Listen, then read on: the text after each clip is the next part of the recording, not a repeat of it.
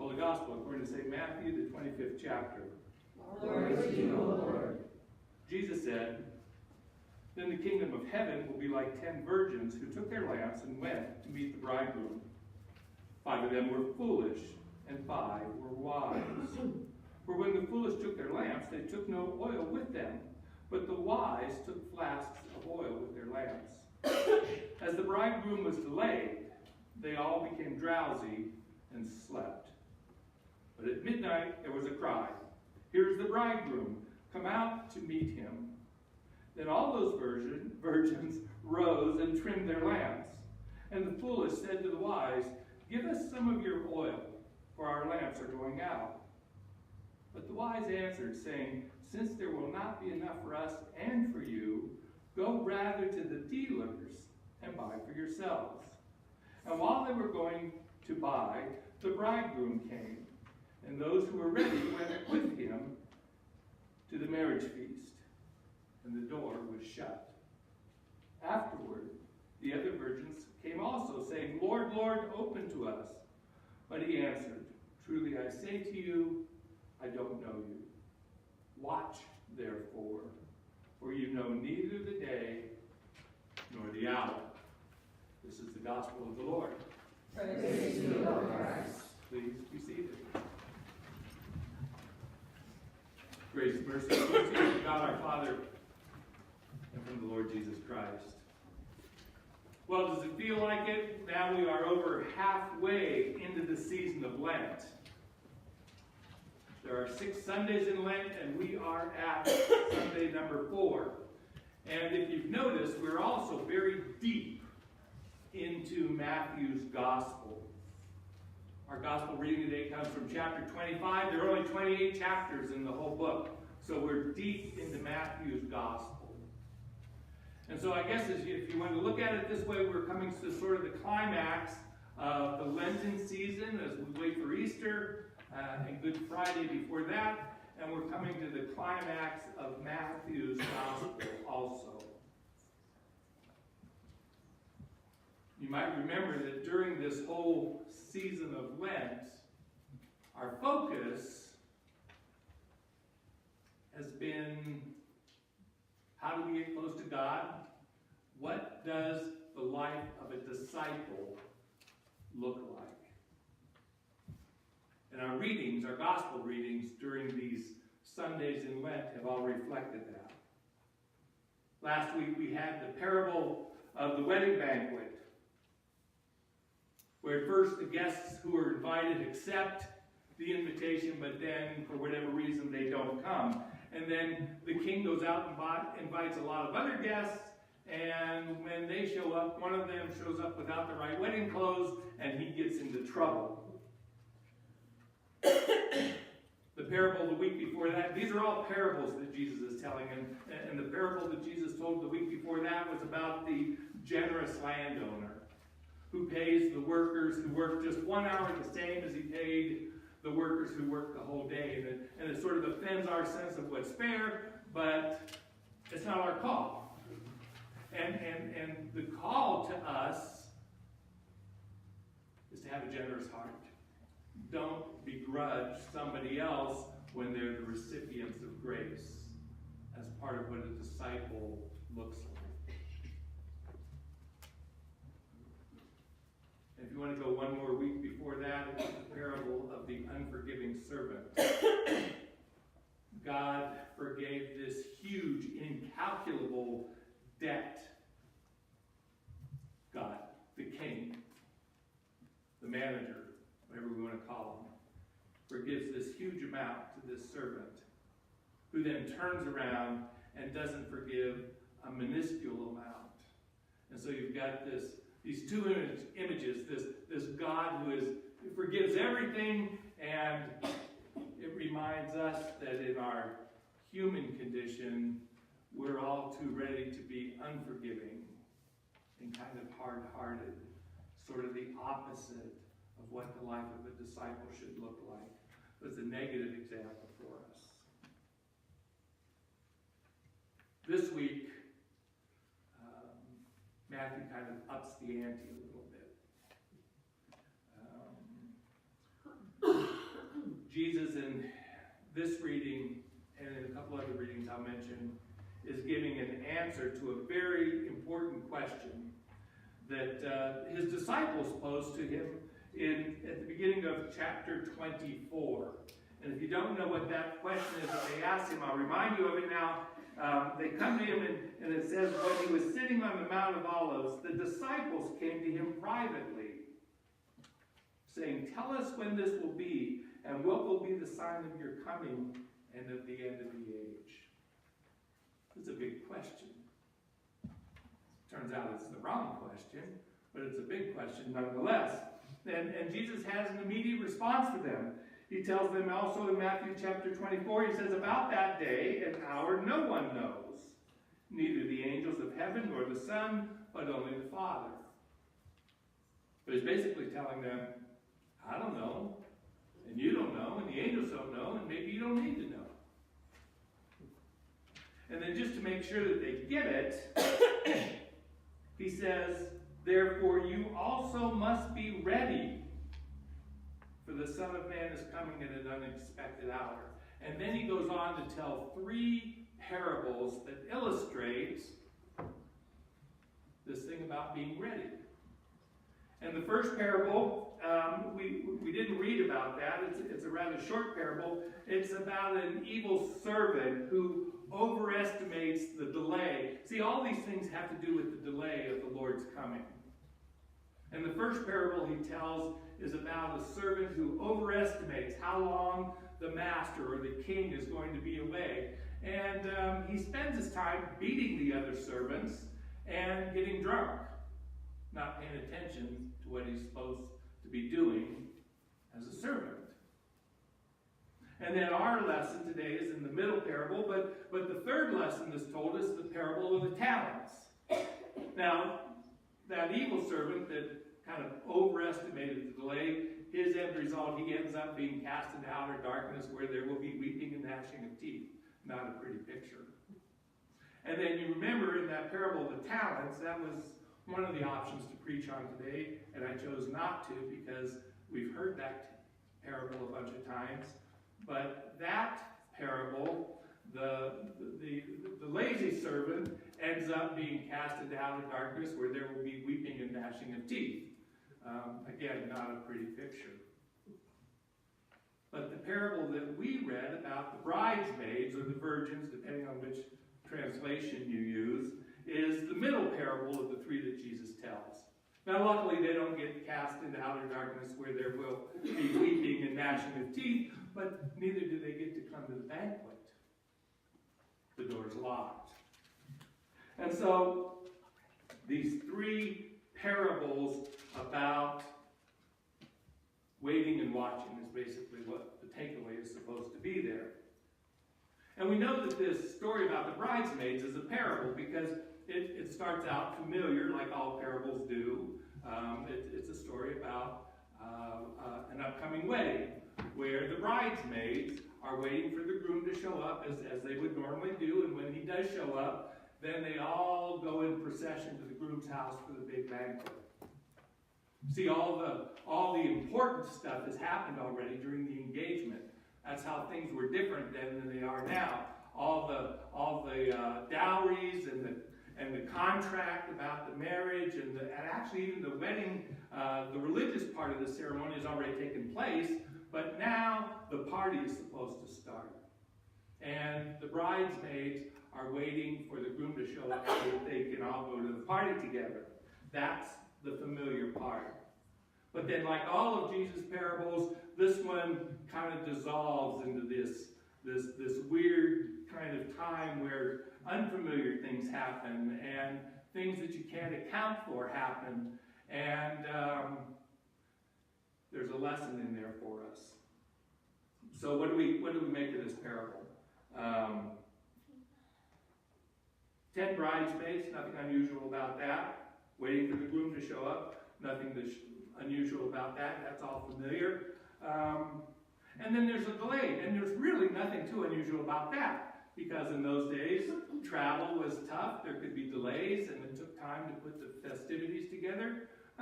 So there's nothing too unusual about that. And on the surface, all the 10 bridesmaids kind of look alike. You can't tell by looking at them which are the 5 wise and who are the 5 foolish. They all fall asleep. So there's nothing inherently wrong with falling asleep as the groom is delayed.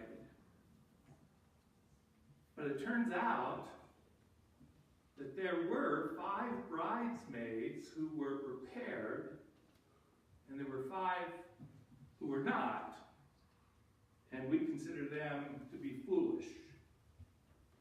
The 5 who were prepared end up being able to go to the banquet and enter into the joy of the banquet. The 5 who are foolish find out the door's locked. And one of the weird things that shows up in this parable is that when the groom does show up at midnight, the 5 foolish ones say, hey, let me borrow some oil. And the 5 bridesmaids that thought ahead and planned said, nah, there won't be enough for us. Go buy some. Now everybody knows the sellers of lamp oil are open at midnight, just like I guess you go down to Walmart and then you could buy lamp oil at midnight. But unfortunately, back in the day, there wasn't a Walmart and there was no place to go. So this is one of those unfamiliar things. This is what makes it a parable, because you know this just couldn't happen in real life. So all this happens. You get the 5 bridesmaids who go away trying to buy oil somehow or other. Somehow they glom on to some, and at the end of the parable, they show up at the banquet. They knock at the door, but they're not allowed in. And the groom says, I never knew you. And the very last message that we get in this parable is that we are to watch. Because we don't know the day, we don't know the hour when the groom's going to show up. So we're told to watch. Be alert is the way another translation puts it. Be alert. All right, so I thought about this a little bit this week, and I think the question kind of boils down to, what's that mean to be alert? And why is this even an important question? And maybe the why part is an easier thing to answer. Because, you know, by the time Matthew's gospel is written, and depending on who you're talking to, is probably written late 60s or maybe early 70s after Jerusalem has been destroyed. We're not quite sure about that. But in any case, it's probably 40 years after Jesus' death and resurrection. Most of the writers in the New Testament assumed that his second coming was going to come immediately. Paul thought that. Most of the writers of the New Testament did. And I'm going to introduce you to a new word today, parousia. Have you heard that word before? Parousia. It's a Greek word, and it just means arrival. And so there's a theological thing going on here. The early writers of the New Testament believed that the parousia, the coming of the Lord, was going to be immediate. Jesus himself said at the Transfiguration, there are some here who won't be gone by the time they'll see the glory of God. And they thought he was talking about his second coming. So a lot of the New Testament writers thought that Jesus' arrival was going to be immediate. And here it was 40 years later, at least, and no Jesus. So they're wondering, okay, what's going on here? And so this story about waiting and watching and being alert for his second coming has real meaning even in Matthew's day. How much more does it have for us 2,000 years removed from that?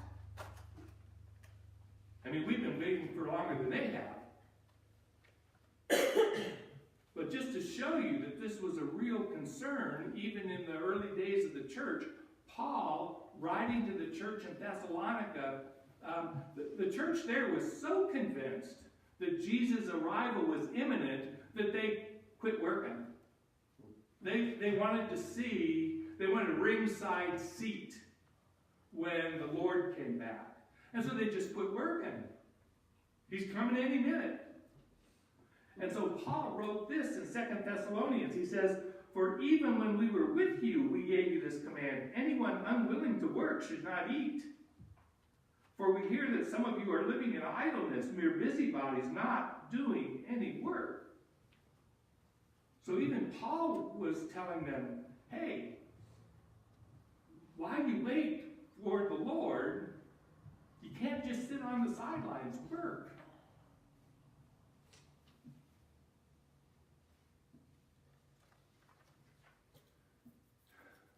The other aspect of this story, well, actually all three of these parables, it never quite dawned on me before this week. I always thought these were written to us as individuals. And it kind of makes sense. As individuals, we need to be alert, we need to be watchful for the Lord's coming, and we need to be prepared. That all makes sense. But one of my resources suggested, I thought was a really interesting insight, that this could be just written to the churches. Because remember, who's coming to Jesus and asking the question in the first place? It's the disciples. That's the infant church at the time. And it's going to be the disciples who are going to be the founders of the church. They're the ones that are going to be taking the gospel to all the world, right? And so this message of being prepared and alert could be for the churches.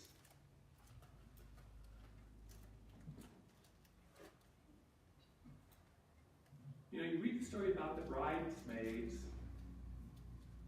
as an individual sort of encouragement or command or admonition. And one of the things that pops out to me is that the foolish bridesmaids say to the wise ones, share some of that oil with us. And it seems bad that they don't, doesn't it? I mean, that's my first reaction to it is, you're selfish. You could make it work. But then if you read this as, okay, does this really have something to say about who is at the great feast of the supper of the Lamb?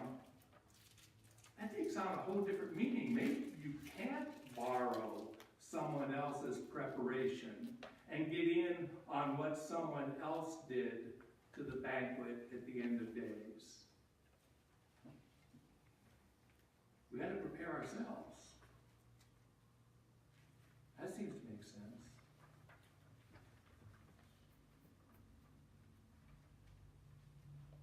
But if this is written to the churches, there is an interesting tension that happens between being prepared and being alert, ever watchful, always on the lookout. This church in Thessalonica they were super alert. They were so alert they didn't have to work. But then there's another aspect to that if you are so busy as a church preparing for the coming of the Lord, you're storing up all this extra oil for your lamp. And maybe the thing that applies today is that if you are a super prepper and you're prepping for the apocalypse, you got all this stuff stored up, maybe you're not paying attention to what's going on around you today. And if the church is not paying attention to what's going on around them today because they're all focused on prepping for the future, see the tension? So as the church, we got to do both. Again, this isn't a case of either or. We got to be both and. We've got to pay attention to what's going on around us. We've got to continue, and that's the real key here. And that, as the church, that's the message that we should take from these parables. Is that we have to keep doing what we're supposed to be doing. We have to stay true to our mission. We have to be obedient. And our mission at Mountain of Faith is to love God by welcoming and serving others. And so during this in-between time while we're waiting the return of the King, we're supposed to keep doing our mission. We can't just quit what we're doing and wait for the king and say, he's coming tomorrow, I don't have to do anything. That doesn't work. But we can't spend all of our time preparing for the future. Our job is to keep doing our God job during this in-between time. That is a great focus for us to have during Lent, I would say. Because we have to act as a congregation. We have to keep doing our God job, even while we wait. Even if we get discouraged that Jesus isn't coming back. You know, he didn't come back yesterday. We don't know if he's coming back tomorrow. And sometimes it's hard for us to keep doing our job. But that's what these parables call us to do. And that's how we keep alert. We just keep doing what it is that God put us on earth to do. And so during Lent, let's do that. Let's continue to focus on our mission. And what a perfect acting of the Holy Spirit it is that part of our God job is assembling homeless lunches today. That's part of what we're called to do. So during Lent, let's do that. Let's stay true to our mission. Amen.